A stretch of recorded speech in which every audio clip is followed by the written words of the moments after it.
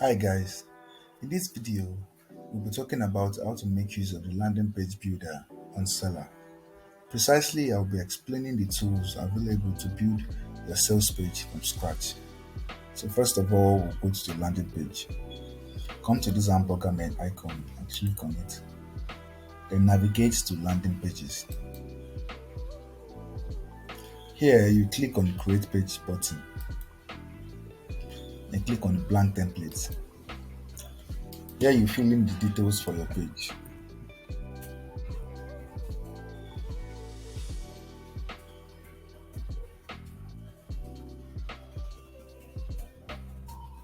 Click on create page. Almost immediately, the landing page builder will open up. Now, you will come to the left side of the screen and click on components. Here in these components are where all the tools you'll be needing to create your sales page from scratch are located. So we have containers, text and headers, icon, buttons, image and videos, and so many more. So what you will want to do is click on it and drag it to the screen. So here we have a text. So on this text option, when you click on the tool to the right side, the edit option will come out. Will pop out rather. To the right side, the edit option will pop out. Now you can edit it. Now let's work from the beginning. Now if you click on it right, it shows the name of the tool you are making. This is a paragraph tool or a text tool. Now on its component settings, this first icon here is a duplicate option. When you click on it, it duplicates whatever you've highlighted. Just keep duplicating it. So next one is the select parents. Whatever you click on, whatever you highlight on, and you click on this select parent, it goes to the parent container. For example, I clicked on this and I click on the select parent, it comes to the parent container. If I click on this one that is way in between and I click on the select parent, it goes to the parent one. If I click on it again, it goes to the parent. So this is just to select the parent of the content.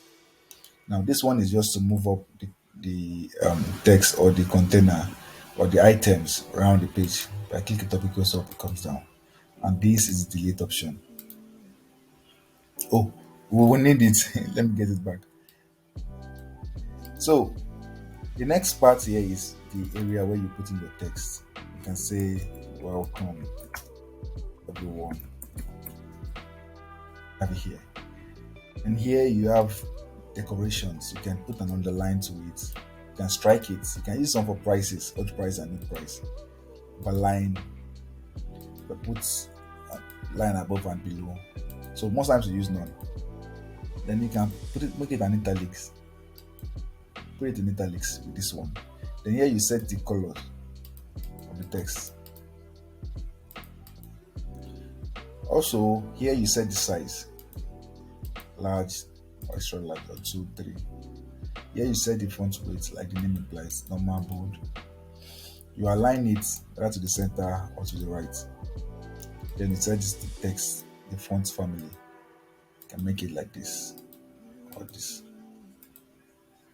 Now, kindly note that if the top part of this edit option here, from here upward, can vary depending on the tool you are making use of. But from this part below, most of the times is the same thing. Let me say that again. The edit option from this particular line above can vary depending on the tool you are making use of. However, from this particular line below, where you start from the link settings, it's almost the same thing and they have the same functions depending on regardless of the tools you are making use of. So now let's go to the link settings. Link settings says that whenever they click on this particular text, it becomes a link and takes them to whether an external URL or you put the link here, or it scrolls to a section on the page or another page, or it downloads a file. So however way you want to set your link settings. Now padding. Padding is a very important tool because it creates space within a content. For example, this is our text, right? If I add a padding top to it, it creates space at the top. If I add a padding bottom to it, it creates space at the bottom. Same with left and right. Now, While padding adds space inside the content, margin adds space outside. You can use it to move your contents around.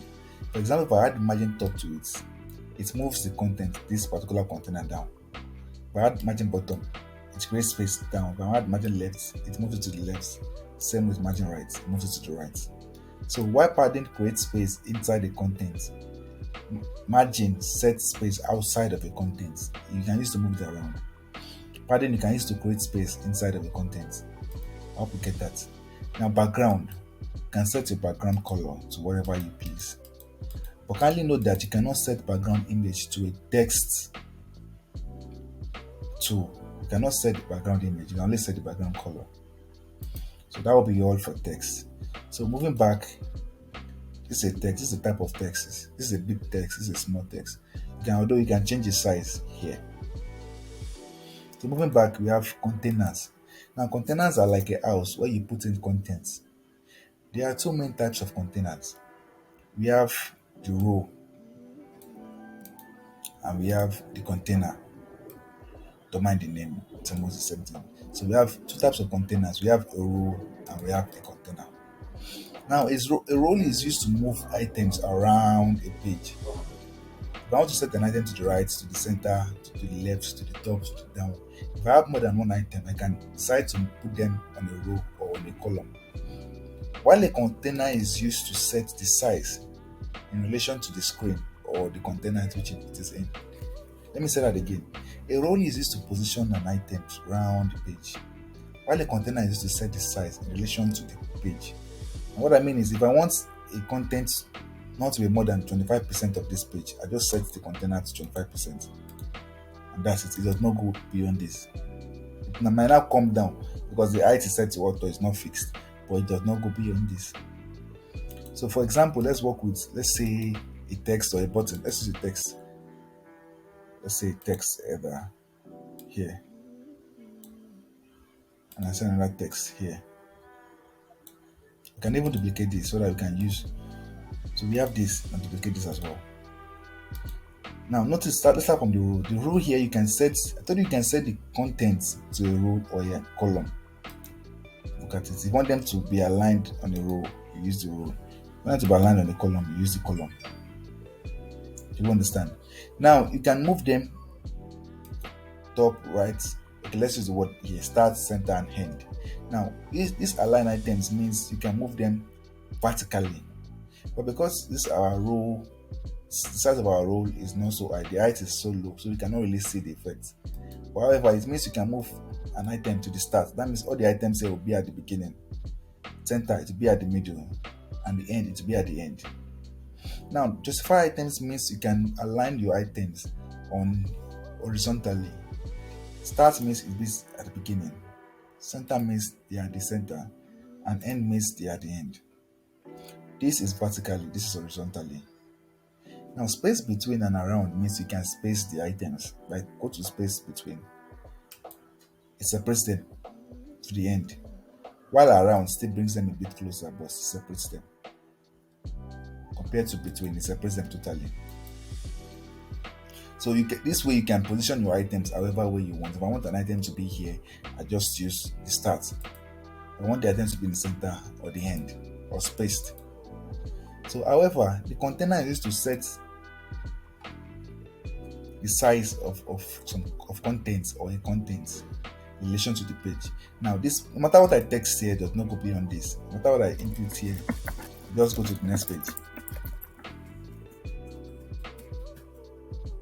Does not go, this, don't mind this, is actually because the height of the, look at, does not go beyond it. Because I didn't highlight it, that's why it went. That's it. So this is setting the size, this is setting the position. Now you can set the color for the text. These are text. Okay. Now for containers, you can set the width or the height. Same with the padding. Padding gives it space inside, while margin gives it space outside. You can see. The radius gives it a curved edge. Most times we use radius for like images or videos, or like a button. We want the edges to curve. watch the edges. You can see this other edge as well, this other edge as well, and the next one as well. It's curved. So the radius is used to curve the edge of a particular container or an item. Now border, you know what a border is? The border round. The color for the border here is you can change the color to like ash or whatever color you like. Add a border to it, it gives it a border. Border top, border bottom, left and right. So the border works. The background. Now you can add the background color to it. Maybe like whatever color you decide to place, you use. Not that you can also add the background image, but you can not add the background image for rows. You can only add the background image for containers.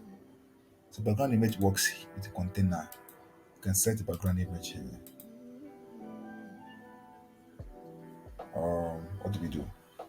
Oh, we already had a color already. So we have the background image here. Oh, why is it not working? Let's just say, okay, the background image is there already. So let's change it back to this one. Oh, it's there already. It's because of the position. You can position it to cover, position it to center, however you want to position it. So the background image works. So you can only use background image for a container. You can't use it for a row. So shadow settings. Shadow, as the name implies, is a shadow you give to a container. Most times it's shadow for like buttons or image or a container that you want to give a distinct feature. Now, for example, I will give this container a shadow so you can see how it looks like. Let's give it to this color. You can see. Then you now blow it. So you show something like this. Look at, you can see it. It gives you this distinct feature. And spread this very well. Spread it around. So you can see it. You can see the shadow, right? So you can apply shadow to just containers. So rows does not have option for shadows. So that's basically all on containers and rows. So other tools that you might work with is buttons. Icon. Let's work with icon first. So icon means you drag this icon right here, drag it out. So when you click on the icon, the edit options shows you as well. So you can change your icon to whatever you want to change it to. You can say, just search Google here. Then change the color, change the size. You can also make it a link so that whenever they click here, it takes them to google.com or anything. It takes them to somewhere. And open a new page, a new tab, or maintain the tab. Then add margin to it. Margin top, it moves it down. Margin bottom, margin left, margin right. So margin works as well. And the next one is buttons, I guess so. Buttons, yes. So buttons work the same way too. You just drag it to the screen. But most of these tools, they are best put in a container so that you can easily manage their size. So they don't really go overboard. So you can get like a container here. You can see a container, this one. I'm putting a button in it. Set the size to like 5% or I can just say 20%. You can make it whatever percentage you want and set the size of this button to 100% so that it just doesn't go over 100%. So it is this container that determines the size. So buttons too as well. When you click on buttons, what do you want? You want to change the color, text color, the background color, the text within there. You want to put it in italics. You want to add link. Now this link is the most important thing. Remember, you want when they click on your buttons, it takes them to your sales page or your product page. So when you click on this button and I come to link, you move to URL. So here you put your product link or your store link, such that when the customer click on this button, it takes them to whatever link you put here. So the same thing, typography is the text. You want to make it bold, very bold, increase the fonts. This does not look good. Then the padding as well, margin, radius, border, and shadow. So they are almost the same thing. So go back to image as well. Almost everything here works the same way. So if I have an image here, I told you it's best to put them in a container so you can easily manage it. Look at it. I told you, see, the image works exactly. It's what got strength to the size of the container. So if I want the container to be a bit bigger, let's say 50%. So this is out of this image is fixed. That's why it did not go beyond. So now you can see that this my text went, my button went way beyond because I set it to the size of the container. And when I remove the container from the button, it's spread over. So if I put it back in the button, it does not go beyond. So the image as well, you just click on the image, you change the image here, you set the image you want to use. You can make the image a link as well. When they click on the image, it takes them somewhere. Add radius, border, margin, the same settings. So same is with videos as well. This is a video. Like I said, it's best to put them in a container so you can easily manage them. So put the video right in a container. So I can set the container size to 50%. So the video is just video. So the video you cannot upload a video. You can only copy a link to a video. Now you can either use a YouTube link, which is this, or a Vimeo link, and add it here. So the link cannot be an uploaded file. It has to be a link, which you have to like copy the link here. So whatever link you copy here is what to display. Now if you want the video to display immediately, someone open the page, you can click on autoplay. Also, if you want to change the image that shows, you can change this video thumbnail. Just put in the image you want to put. Maybe you want this to be here. It's a video, but this is what's showing. Then you can set the section, the margin. You can set the size of the image of the video. You want it to be wide, you want it to be long. Now I set mine to the container. So I can remove the video on the container, the size of the container, and set the specific size of my video. So that works well too. You can set the size and the height. So moving on, you have countdowns. All these are almost the same thing. I told you it's best to set them in a container so you can manage them. Put them in a container. I set this container to like auto. It's cut across. Okay, let me duplicate this and delete this. So I have a container for just this one. So container is set to 75%. Now, if you want to position this to the center, you put it in a row.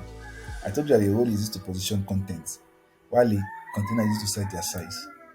So I'll just go to the row, the container option, click on the row, and drag it out. So now put this whole thing in a row.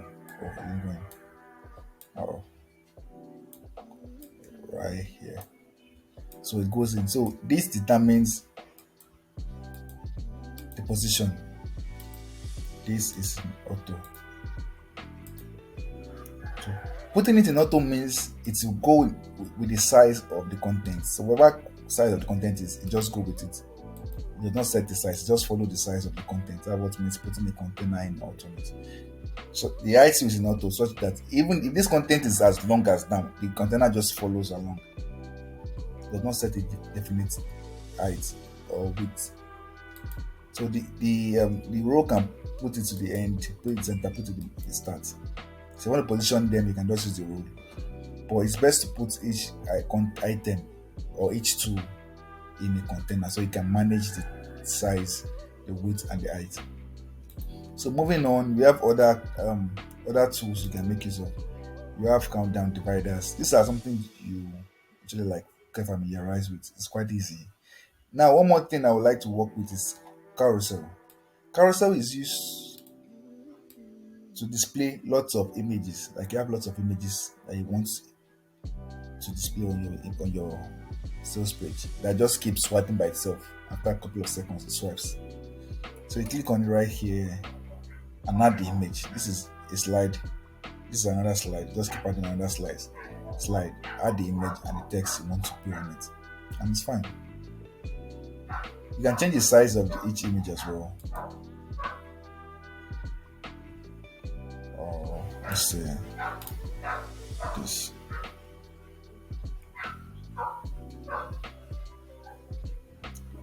You can change the size as well. The height should be, I make it 400. So it's high enough. So you can increase it. Intervals like 3.5 seconds, or you can change that as well. So add padding, add margin, add the rest of the functions to it. So these are basically tools that you can use to create a great page. Really, imagine you having a content container, putting your logo up, then a picture, a background image, and putting your image to it. So it's just you have to like explore all these tools to create a great page. So in the next couple of videos, we'll be building up various pages, like a sign up page, like a page for a thank you page, different kind of pages, so that we can familiarize ourselves with the landing page. Thank you very much.